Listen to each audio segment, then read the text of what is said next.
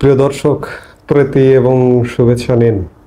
সাজ্জাদ কাদির আবারও আপনাদের সামনে কথা বলতে এলাম। আলোচনায় সেনাপ্রধান।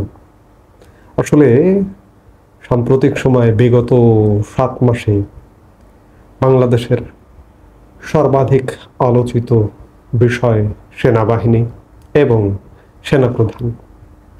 এই মুহূর্তেও সেনাপ্রধান সর্বাধিক আলোচিত, যার কারণে আবারও আলাপ করতে আসতে হচ্ছে বা আসলাম। আলাপ করতেই হবে, কারণ সারা জাতি, সারা দেশ একজন সেনাপ্রধানের দিকেই তাকিয়ে রয়েছে, পুরো বাহিনীটির দিকে তাকিয়ে রয়েছে।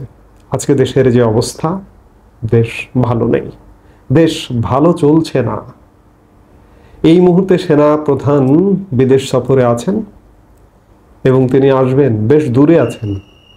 বাংলাদেশ থেকে প্রায় 8000 কিলোমিটার ডিস্টেন্সের এক দেশে আছেন।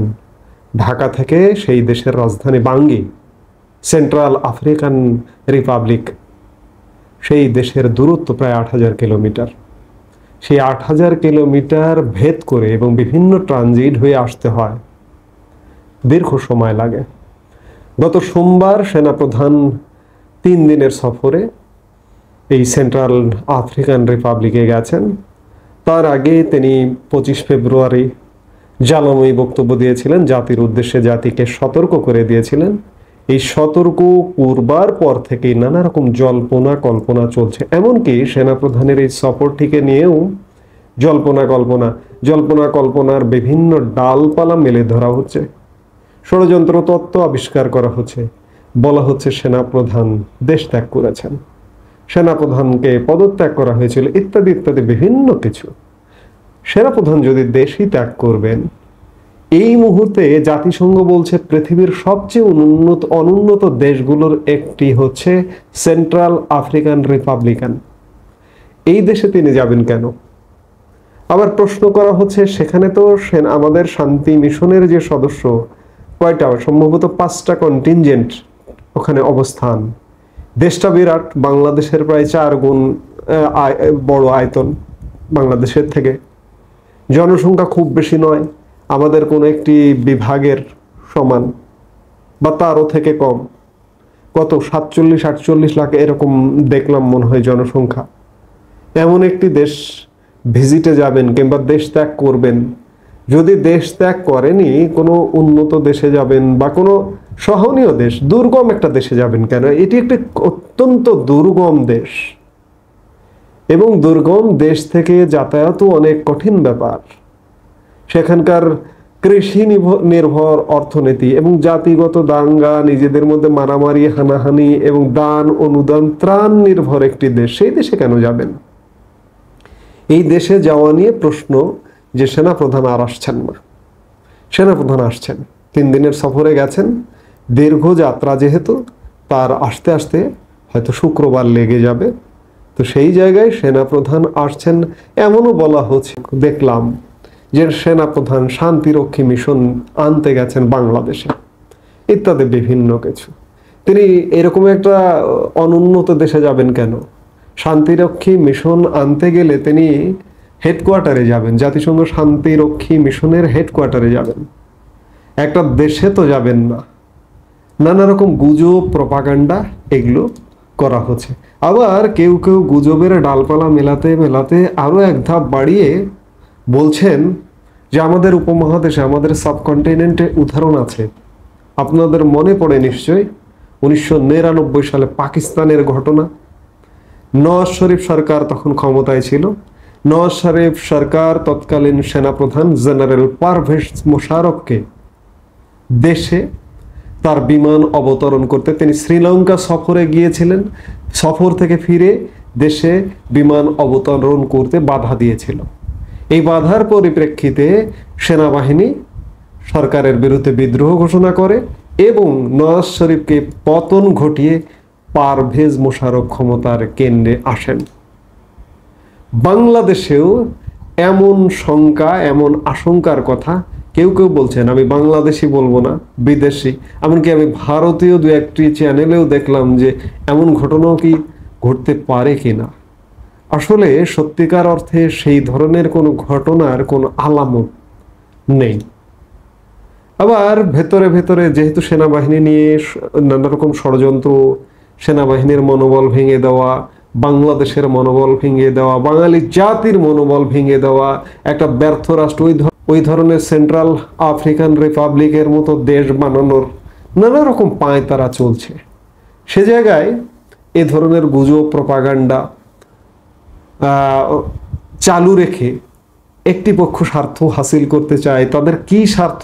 তাদের হয়তো ব্যক্তি স্বার্থ হাসিল হতে পারে, তারা হয়তো কোটি কোটি ডলার কামাতে পারে, কামিয়ে বিদেশে নিরাপদে জীবনযাপন করতে পারে, কিন্তু তার জন্মভূমি, তাদের জন্মভূমিকে ধ্বংসস্তূপে পরিণত করতে পারে। এটি হতে পারে। এরকম ষড়যন্ত্র চলছে। তো সেনাপ্রধানকে নিয়েও ষড়যন্ত্র চলছে, বা সেনাপ্রধানকে নিয়ে, সেনাবাহিনীকে নিয়ে নানা গুজব প্রপাগান্ডা ছড়ানো হচ্ছে। তবে আমাদের যে কোনো কিছু নিয়ন্ত্রণে নেই, এটি মানতেই হবে। কোনো কিচ্ছু নিয়ন্ত্রণে নাই। যে কোনো সময় যে কোনো জায়গায় মব নাম দিয়ে আপনার সাথে ধরুন একটা পূর্ব শত্রুতা আছে, আপনাকে ঘায়েল করতে পারে। এই যে গত পরশু থেকে আমি চিন্তা করছি, সাবেক প্রধানমন্ত্রীর রাজনৈতিক উপদেষ্টা এইচ.টি. ইমামের পুত্র সাবেক এমপি তানভীর ইমাম, তার সাবেক স্ত্রীর বাসায় কি ঘটনা ঘটলো। একদল লোক, কে বা কারা, কেউ চেনে না, এসে বাসায় ঢুকলো, হামলা করলো, লুটপাট করলো। অর্থাৎ আগে যে ওই যে রাজনৈতিক দলের মিছিল মিটিংয়ের জন্য লোক ভাড়া করা হতো, এখন এই মব ক্রিয়েট করার জন্য লোক ভাড়া করা হয়। কারণ আমাদের কর্মসংস্থান বন্ধ হয়ে গেছে, গার্মেন্টস বন্ধ হয়ে গেছে, কর্মের চাকা স্তব্ধ হয়ে গেছে। তারা কি করবে? তাদেরকেই কি ভাড়া করে আনছে? ভাড়া করে এনে এই ধরনের মব ক্রিয়েট করা হচ্ছে। সরকার যদিও উদাসীন ভূমিকা পালন করে যাচ্ছে, এর দায় এড়াতে পারে না সরকার। আজ হোক কাল হোক, একদিন না একদিন সরকারের এসব দায়ের বিচার হবে। কিন্তু একটি আশার কথা, যে যারা মব ক্রিয়েট করেছে তানভীর ইমামের সাবেক স্ত্রীর বাসায় বা শ্বশুর বাসায়, সেই বাসায় তাদের মধ্য থেকে কয়েকজনকে গ্রেপ্তার করেছে। এখন তাদের শাস্তির আওতায় আনুক এবং দৃষ্টান্তমূলক শাস্তি দেওয়া হোক, নইলে এই ধরনের মব চলতেই থাকবে। এখন যেটি বলছিলাম সেনাপ্রধান নিয়ে, যে দেশ আসলে ভালো নেই। সিভিল যাদেরকে দায়িত্ব দেওয়া হয়েছে, সেনাপ্রধান যাকে দায়িত্ব দিয়েছেন, যাদেরকে দায়িত্ব দিয়েছেন, তারা দেশ ভালো রাখতে পারছেন না, আমাদেরকে ভালো রাখতে পারছেন না। আমরা প্রত্যাশা করব, আমি বারবারই বলি যে সামরিক শাসন নয়, একটি 3 মাসের সরকার, এবং সেটি সেনা তত্ত্বাবধানে, এমনকি আন্তর্জাতিক তত্ত্বাবধানে হতে পারে, জাতিসংঘের তত্ত্বাবধানে হতে পারে। অবশ্য জাতিসংঘ যদিও বা এখন একটি খানিকটা অযোগ্য প্রতিষ্ঠানে পরিণত হয়েছে, যদি তাই না হতো, ট্রাম্প প্রশাসন, মার্কিন যুক্তরাষ্ট্রের নতুন প্রশাসন কেন একের পর এক জাতিসংঘের বিভিন্ন সংস্থা থেকে প্রত্যাহার করে নিচ্ছে? সেই জায়গায় প্রশ্ন আছে। আমি সর্বোপরি বলবো সেনাবাহিনীকেই, সেনাপ্রধানকেই এই যে যত ষড়যন্ত্র আছে এগুলো রুখে দিতে হবে, এবং দেশে একটি অবাধ, নিরপেক্ষ, সুষ্ঠু নির্বাচনের পরিবেশ তৈরি করতে হবে। সেনাপ্রধান দেশে আসছেন, দেশে আসুন।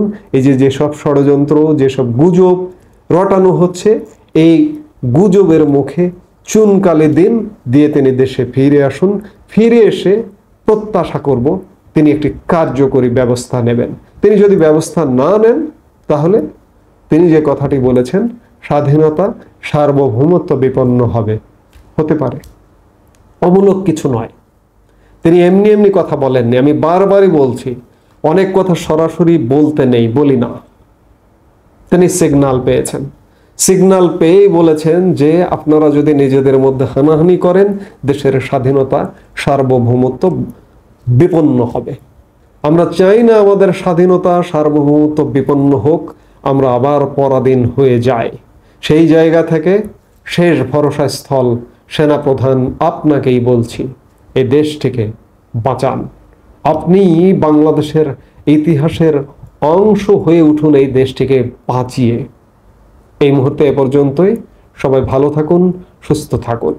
আমাদের ভিডিওগুলো নিয়মিত পেতে সাবস্ক্রাইব করুন Sajjad Kadir and the legends YouTube channel এবং লাইক, কমেন্ট, শেয়ার করে সাথে থাকুন।